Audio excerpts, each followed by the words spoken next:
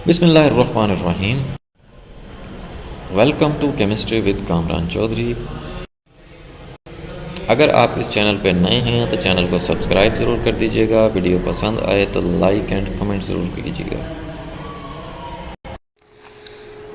जी, आज के लेक्चर में हम लोग देखने जा रहे हैं क्लास 10 केमिस्ट्री चैप्टर नंबर 12, जिसका नाम है हाइड्रोकार्बन। उसका लेक्चर नंबर 31 हम लोग आज कवर करेंगे, जिसमें बेसिकली हम लोग देखेंगे प्रिपरेशन ऑफ अल्काइंस।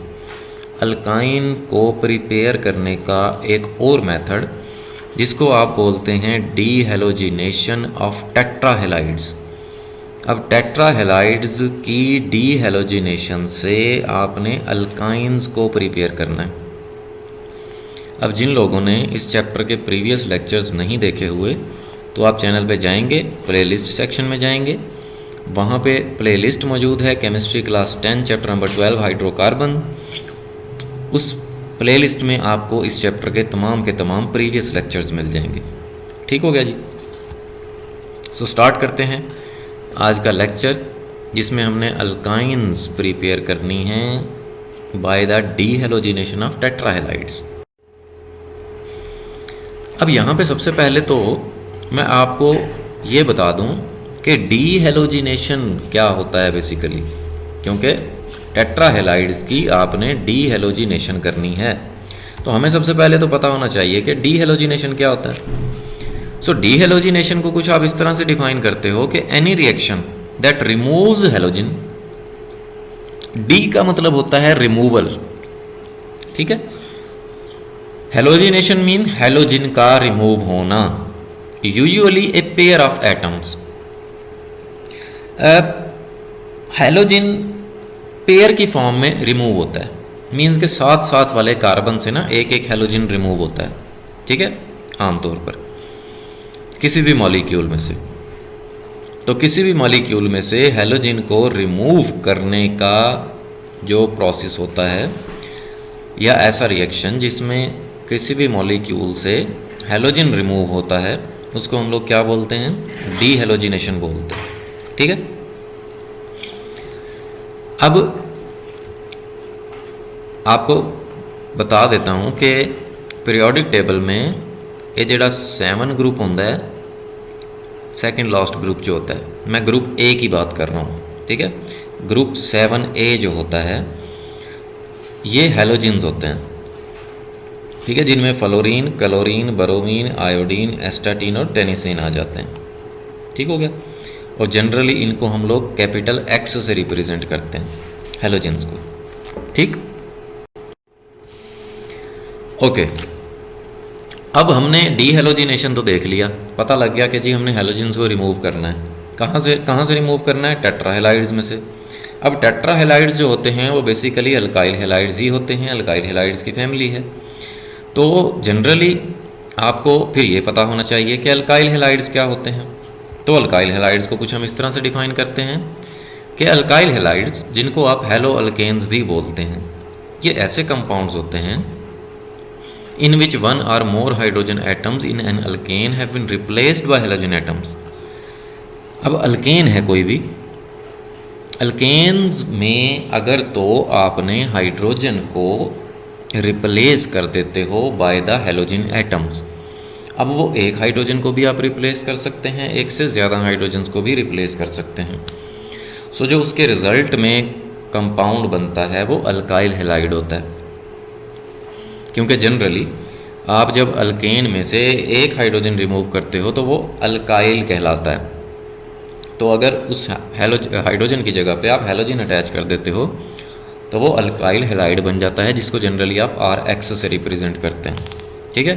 और ये मैंने ऑलरेडी आपको बता दिया कि हेलोजन्स कौन कौन से एटम्स होते हैं, फ्लोरीन, क्लोरीन, ब्रोमीन और आयोडीन। या इसके अलावा एस्टाटीन और टेनिसिन जो है वो नॉन रिएक्टिव होते हैं।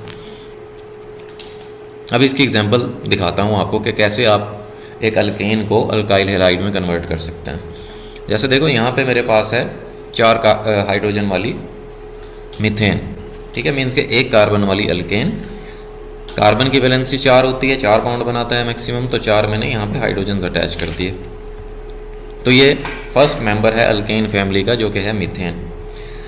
अब हम लोग क्या करते हैं, इस मीथेन में से ना मैं एक हाइड्रोजन निकाल देता हूँ, ठीक है, और इस हाइड्रोजन की जगह पे यहाँ पे मैं क्या अटैच कर देता हूँ, कोई भी हेलोजन अटैच कर देता हूँ। फॉर एग्जांपल मैंने यहाँ पे क्लोरीन अटैच कर दिया। तो देखो जब मैंने एक हाइड्रोजन रिमूव किया तो ये मिथाइल बन गया, जनरली अल्काइल, और क्योंकि मीथेन से आपने एक हाइड्रोजन रिमूव किया है तो ये मिथाइल बन गया। तो इस हाइड्रोजन की जगह पे मैंने यहाँ पे क्लोरीन अटैच कर दिया, ठीक है। अब ये मिथाइल क्लोराइड बन गया, जिसको जनरली आप अल्काइल हैलाइड बोलते हैं, ठीक हो गया। अब यहाँ पे मैंने एक हाइड्रोजन रिप्लेस किया, एक से ज़्यादा हाइड्रोजन्स भी रिप्लेस हो सकते हैं, ठीक हो गया जी। तो ये आपको समझ आ गया होगा अल्काइल हैलाइड्स का। अब हमने टेट्रा हैलाइड्स की डी हेलोजिनेशन करनी है, टेट्रा हैलाइड्स में से हेलोजन रिमूव करने हैं। तो टेट्रा हैलाइड्स क्या होते हैं? टेट्रा का मतलब होता है चार, ठीक है। Halides means halogens. So any halide, ऐसा हैलाइड कंटेनिंग 4 हेलोजन एटम्स, जिसमें 4 हेलोजन के एटम्स होते हैं, तो ऐसे हैलाइड को हम लोग क्या बोलते हैं? टेट्रा हैलाइड बोलते हैं, ठीक है। एग्जाम्पल देखते हैं।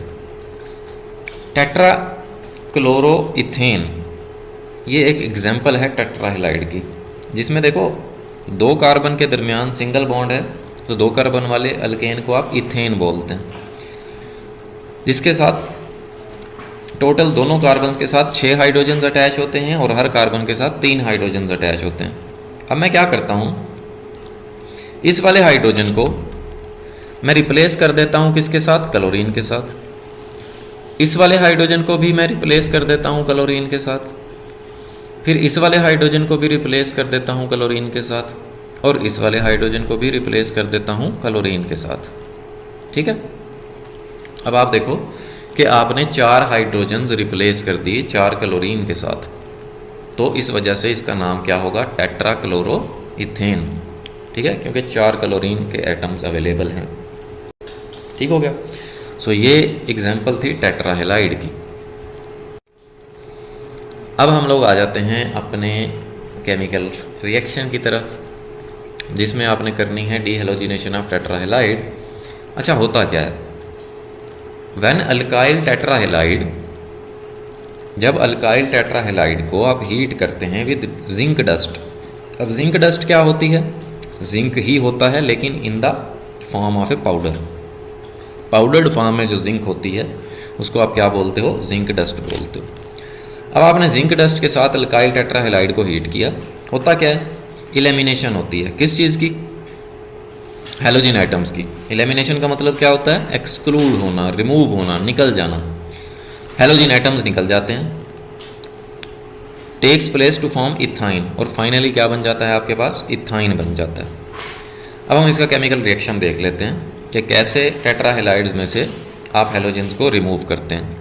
सपोज़ हमारे पास वही टेट्रा क्लोरोइथेन है जिसका मैंने अभी आपको बताया, जिसमें इथेन के अंदर से हमने 4 हाइड्रोजन्स को रिप्लेस कर दिया हेलोजेंस के साथ, जो कि हमारे पास यहाँ पे क्लोरीन है। इसका हमने रिएक्शन करवाना है जिंक डस्ट के साथ, जिंक जो कि पाउडर्ड फॉर्म में है, और इसको हमने करना है हीट, ठीक है। अब जब हीट करेंगे ना, होगा क्या? यहाँ से एक हेलोजन क्लोरीन रिमूव होगा, फिर साथ वाले कार्बन से भी एक क्लोरीन रिमूव होगा, ठीक है। वो जिंक के साथ मिलकर क्या बना देगा? जिंक क्लोराइड, ZnCl2, ठीक हो गया। अब देखो इस कार्बन और इस कार्बन से एक एक बॉन्ड ब्रेक हुआ, तो वो बॉन्ड यहाँ पे इन दोनों कार्बन के दरमियान शिफ्ट हो जाएगा इस तरह से, ठीक है। फिर नेक्स्ट स्टेप में क्या होगा? एक और जिंक का एटम इस क्लोरीन को भी रिमूव करवा लेगा और साथ वाले क्लोरीन को भी रिमूव करवा लेगा, और एक और जिंक क्लोराइड बन जाएगा ZnCl2। तो 2 जिंक क्लोराइड बन गए, तो मैंने यहाँ पे 2 लगा दिया, ठीक है। अब एक और बॉन्ड, क्योंकि दोनों कार्बन के दरमियान, दोनों कार्बन का एक एक बॉन्ड ब्रेक हुआ, तो वो बॉन्ड जो है इन दोनों कार्बन के दरमियान शिफ्ट हो जाएगा यहाँ पे। तो फाइनली ये हमारे पास क्या बन गई? इथाइन बन गई। तो आपने क्या किया? टेट्रा हैलाइड्स की डीहेलोजिनेशन की, ठीक है। कैसे की? जिंक डस्ट के साथ उसका रिएक्शन करवाया, जिंक डस्ट के साथ उसको हीट किया बेसिकली, ठीक है। तो फाइनली इलेमिनेशन हो गई हेलोजन एटम्स की और आपके पास इथाइन प्रिपेयर हो गई। ठीक है, तो इस तरह से लेबॉर्ट्री में आप लोग इथाइन प्रिपेयर कर लेते हैं बाय द डीहेलोजिनेशन ऑफ टेट्राहेलाइड्स। अगर फिर भी आपका कोई क्वेश्चन है तो आप नीचे कमेंट कर दें या मुझे ईमेल कर दें। अगर आपको वीडियो पसंद आई है तो चैनल को सब्सक्राइब ज़रूर कर दीजिएगा, वीडियो को लाइक एंड शेयर ज़रूर कर दिया करें ताकि दूसरों का भी कुछ भला हो जाए। Thank you very much for watching this video.